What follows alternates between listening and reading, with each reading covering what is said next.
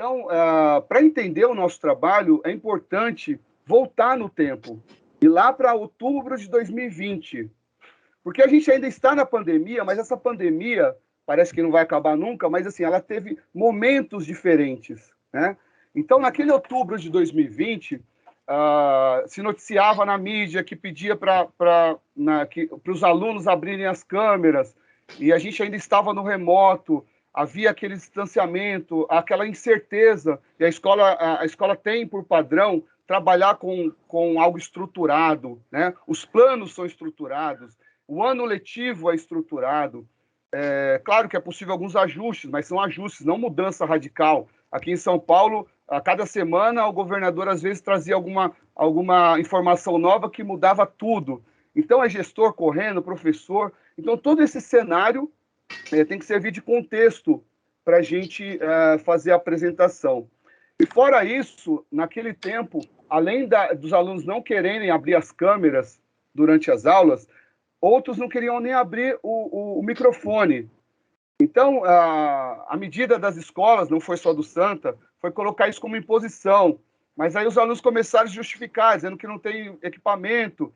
Então, a gente estava vivendo aquele turbilhão, né, de problemas e desafios na escola.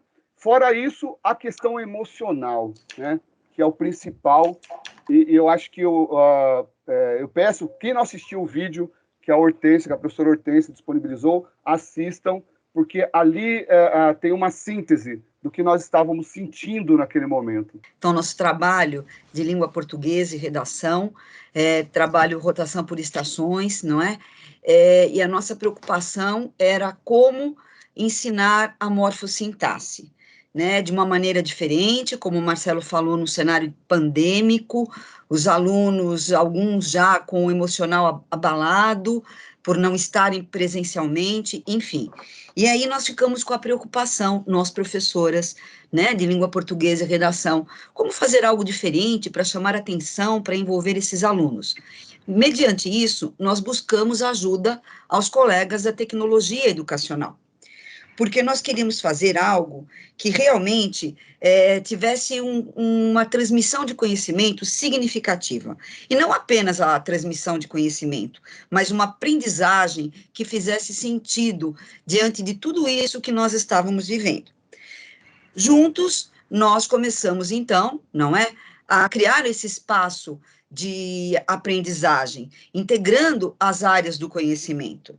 E, para isso, nós começamos a planejar, a criarmos estratégias, tá?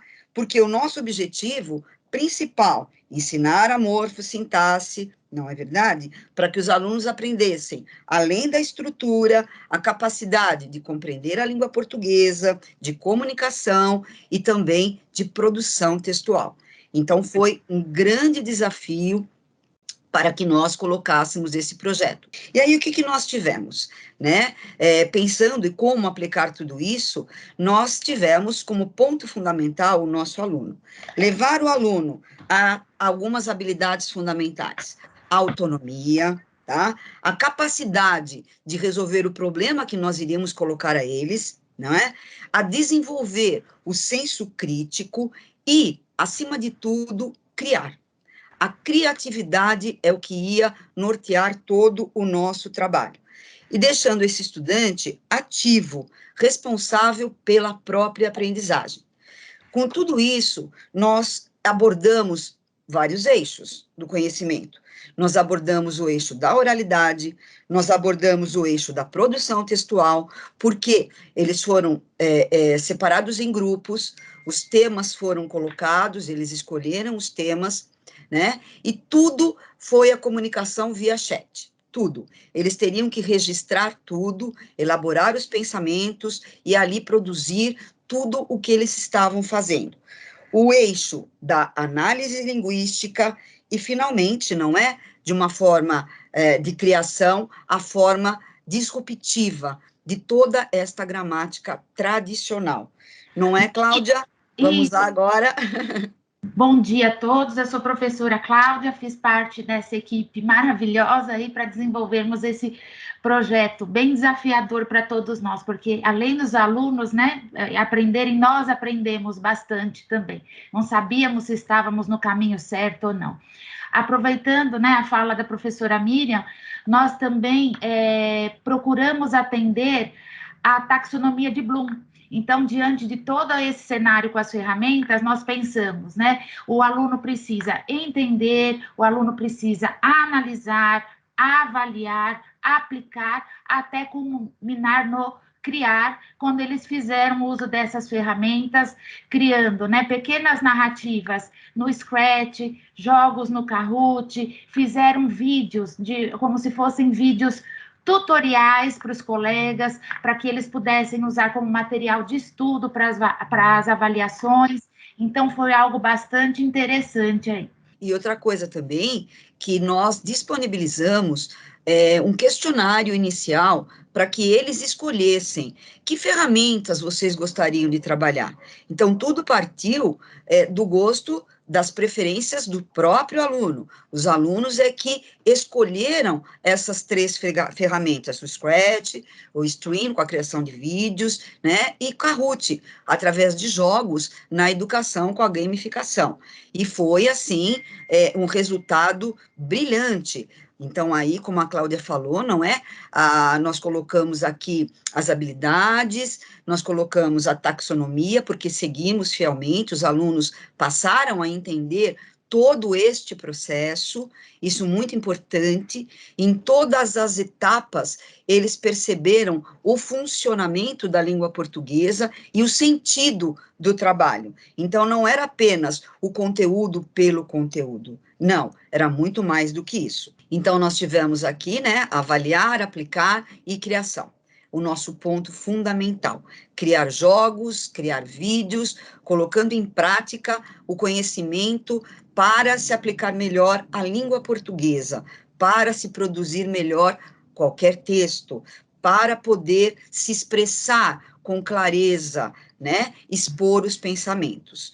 E aqui nós temos também, não é, as habilidades de que cada ferramenta propiciou a este aluno, né? O Scratch enquanto pensamento computacional, não é? A criação de vídeos, como a professora Cláudia falou, que eles mesmos depois utilizaram numa espécie de descomplica, trocando todo o material. De acordo com os temas abordados da morfossintaxe, eles foram colaborando uns com os outros, uns ajudando os outros na aquisição da língua portuguesa. Isso foi muito interessante. E também... nesse ponto, Miriam, acho que é importante a gente lembrar lá da primeira apresentação. Sim. Porque a... Ai, meu Deus, esqueci... Não era? Esqueci o nome da Lidiane. A Lidiane falou um pouco sobre isso, que a gente traz aqui, que é a questão da apropriação da ferramenta tecnológica. Então, ao escolher essas ferramentas para fazer parte do trabalho de língua portuguesa, a gente tinha o objetivo de não prejudicar o desenvolvimento da aprendizagem dos alunos. A gente já escolheu ferramentas que faziam parte do cotidiano, né, para que eles pudessem ampliar o conceito de língua portuguesa, porque senão a gente ia perder o fio do primeiro objetivo, que era a morfossintaxe. Então, esses eram aplicações tecnológicas que já faziam parte do cotidiano deles.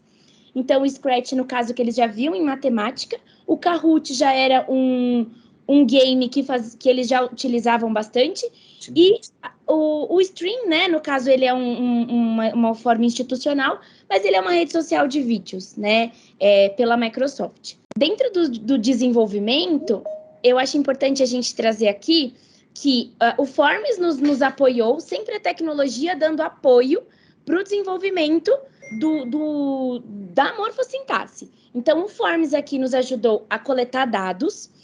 Para trabalhar a sala de aula invertida como metodologia ativa, nós também criamos um canal com vídeos tutoriais para que eles pudessem... A gente sabia que como nós tínhamos 3 salas ao mesmo tempo acontecendo no remoto, a aula era ao mesmo tempo para as 3 salas, a gente precisava de uma forma otimizar essa aprendizagem. Então, por isso a gente escolheu a sala de aula invertida. Eles tinham os vídeos com as aplicações tecnológicas que eram necessárias para que eles pudessem, quando chegassem no momento da aula, eles tirassem as dúvidas daquilo que eles não tinham compreendido. Dentro do desenvolvimento também, a gente vê a percepção dos dois tipos de ferramentas para a interação dos alunos. Vocês podem ver aqui que não está nem especificamente o chat e a imagem do chat que aconteceu lá em 2020. Porque o trabalho, quando a gente fez esse movimento, a gente estava preocupado em gerar aprendizagem no aluno e não trazer esse trabalho para um congresso ou trazer esse trabalho para uma apresentação. Então, a gente nem tem muitas imagens, como também falou, se não me engano, foi a Hortência, né, que não tinham muitos o material, assim como a foto, como aquilo, porque não foi pensado para isso. A gente estava falando de um cotidiano mesmo. Então, dentro dessa diferença de aplicações aqui, nós usamos os chats para poder gerenciar as produções dos alunos. Então, nós tínhamos, se não me engano, 12 ou 13 chats acontecendo ao mesmo tempo, com cada grupo produzindo ou seu game, ou seu vídeo, ou então, ou a sua programação, né, a construção de uma narrativa no Scratch, ou então um game mesmo no Kahoot. Então, estava tudo acontecendo ao mesmo tempo e a gente tinha essa agilidade de entrar e sair dos chats para acompanhar. E depois disso, a gente optou ir para os canais, porque a gente precisava de uma forma de fazer acontecer a rotação por estação. A gente queria que os alunos entrassem e saíssem do ambiente, né? Então, a gente tinha o desafio de aproximar o aluno de uma ação mais protagonista, de passar pelas estações e vivenciar a construção dos colegas e de registrar o que eles aprenderam durante a vivência, porque não era só uma apresentação. Eu fiz um jogo, eu criei uma narrativa. Quem entrava na estação tinha que vivenciar aquela prática. Então, não era simplesmente apresentar um trabalho, era vivenciar. E aqui, com esse arquivo colaborativo, a gente conseguiu organizar isso. Então, a gente tinha o grupo vermelho, que 7h45 tinha que estar nesses links aqui da estação 1. Às 8 horas, eles tinham que estar na estação 2. Às 8h15, na estação 3. E assim, eles entravam e saíam dos locais. E assim, a gente conseguiu... Ô, Melzinha, só acho que é importante falar do chat, porque na época a gente não tinha essa ferramenta de separar por salas e tudo. E o chat foi importantíssimo, porque a gente conseguia ir seguindo todas as estações pelo chat. E lá no grupo tinha um aluno que registrava. E aí qualquer dúvida a gente entrava na chamada e fazia alguma intervenção. Isso é verdade. Então, a gente tinha... Porque, assim, como não dava para a gente entrar em todas as reuniões ao mesmo tempo, a gente não podia se clonar, ele tinha um escriba. Então, pelas palavras que eles colocavam nos chats, a gente conseguia então, gerenciar isso. E dentro das evidências, a gente não tem foto, a gente não tem isso. Foi até um ponto analisado pela Redesenho, trazido para nós, né? Mas a gente não tinha especificamente uma foto desse momento. Então, a gente trouxe a primeira parte da questão socioemocional mesmo, né? Onde no Mentimeter eles se colocaram, trazendo quais as sensações. Aqui, se você puder abrir esse link, Fábio, por favor, a gente colocou todo o trabalho dentro desse link, onde as nossas evidências, elas não aparecem por meio de fotos. As nossas evidências, eles... registraram por meio de um formulário que foi a avaliação vivenciada por eles junto com as professoras de LP. E o que você pode ver, os trabalhos desenvolvidos pelos alunos já estão aqui disponível para vocês. E aqui a gente consegue ver por grupo como eles se relacionaram e o que eles acharam em cada uma dessas propostas. Então, nossas evidências, elas aparecem por meio da escrita mesmo, que foi como a gente conseguiu registrar, né? Pode levar para o próximo. Uma fala muito importante dos alunos, que me marcou muito, é que eles diziam assim: nossa, hoje parecia que eu estava na escola. Hoje eu estava na escola. Porque imagina, 2020, a gente já estava um tempão em casa, não tinha voltado ainda especificamente para a escola. Então, eles diziam isso. Aí nós usamos um formulário com as rubricas. O quadro de rubricas foi trabalhado dentro da ferramenta do Teams mesmo, né? Onde eles puderam pensar sobre aquilo que a gente tinha como objetivo. Dentro das nossas aprendizagens, a gente percebeu que foi prazeroso, foi visível. A sala de aula invertida, a gente percebeu que a gente precisou fazer atendimentos individualizados. Não foi simplesmente só levar e eles deram conta sozinhos. Não foi.